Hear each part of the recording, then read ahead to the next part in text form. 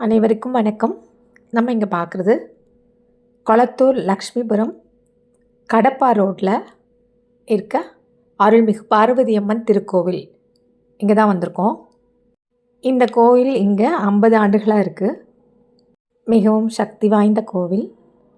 இந்த கோவில் எப்படி உருவாச்சு அப்படின்னா, அழகு சுந்தரி அப்படின்னு ஒரு அம்மா இருந்தாங்க.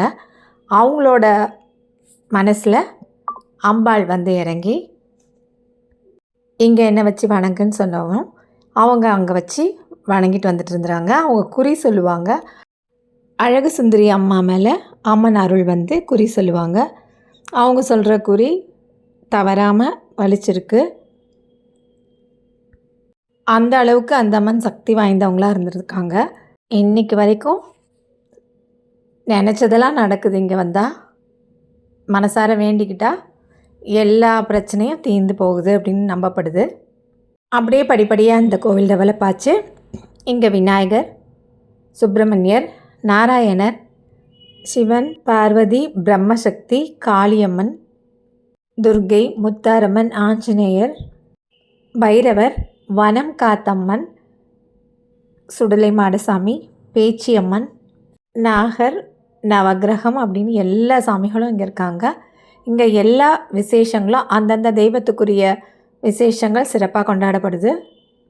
சங்கடஹர சதுர்த்தி, கிருத்திகை, பிரதோஷம், மூல நட்சத்திரத்தில் ஆஞ்சநேயருக்கு அபிஷேகம், திருவோண நட்சத்திரத்தில் பெருமாளுக்கு அபிஷேகம், பிரதோஷத்தில் சிவனுக்கு அபிஷேகம், துர்க்கை அம்மனுக்கு முதல் வெள்ளிக்கிழமை அபிஷேகம், அதே மாதிரி காளியம்மனுக்கு செவ்வாய்க்கிழமை அபிஷேகம் நடக்கும்.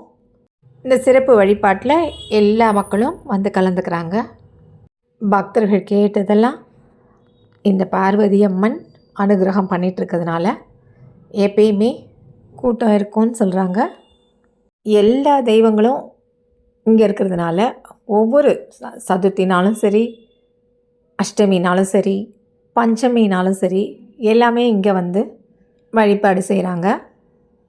மற்ற சிறப்பு நாட்கள்லேயும் பெருந்திரளாக மக்கள் சேர்ந்து இங்கே பூஜை செய்கிறாங்க. அமைதியான இடத்துல இந்த கோயில் அமைஞ்சிருக்கு. வாய்ப்பு இருந்தால் இந்த பக்கம் வந்து இந்த கோயிலுக்கு பாருங்கள். இந்த அம்மன் தான் வனம் காத்த அம்மன். ரொம்ப சக்தி வாய்ந்த அம்மன்.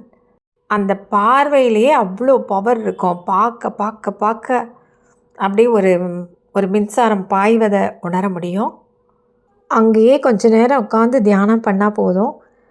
அந்த தெய்வீக அனுபவம் வந்து ரொம்ப சிறந்ததாக இருக்கும். வர்றது ரொம்பவே ஈஸி. கொளத்தூருக்கு அடுத்து லக்ஷ்மிபுரம்னு இறங்கினோன்னா கடப்பா ரோட் நேராக உள்ளே போகும். அந்த உள்ளே நேராக வந்துக்கிட்டே இருந்தால் தான் இந்த கோயில் வந்துடும். தவறாமல் ஒரு நாள் இந்த கோயிலுக்கு வாங்க. எல்லா தெய்வங்களோட அருள் மழையில் நனையலாம்.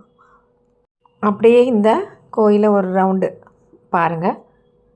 பார்வதி அம்மன் கோவிலை பற்றிய பதிவு உங்களுக்கு பிடிச்சிருந்தா மறக்காமல் லைக் பண்ணுங்கள், கமெண்ட் பண்ணுங்கள், ஷேர் பண்ணுங்கள்.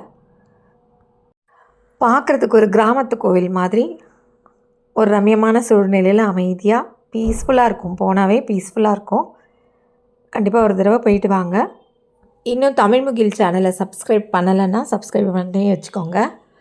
அப்படியே பக்கத்தில் இருக்க பெல் சிம்பிளை ப்ரெஸ் பண்ணி ஆல் கொடுத்து வச்சுக்கோங்க. அப்போ தான் நான் போடுற பதிவுகள்லாம் உடனுக்குடனே நோட்டிஃபிகேஷனில் வரும். இப்போது நான் கிளம்புறேன். நீங்கள் பாருங்கள். இந்த கோயிலை சுற்றி காமிக்கிறேன் பாருங்கள். மீண்டும் அடுத்த ஒரு பதிவில் சந்திக்கலாம். நன்றி, வணக்கம்.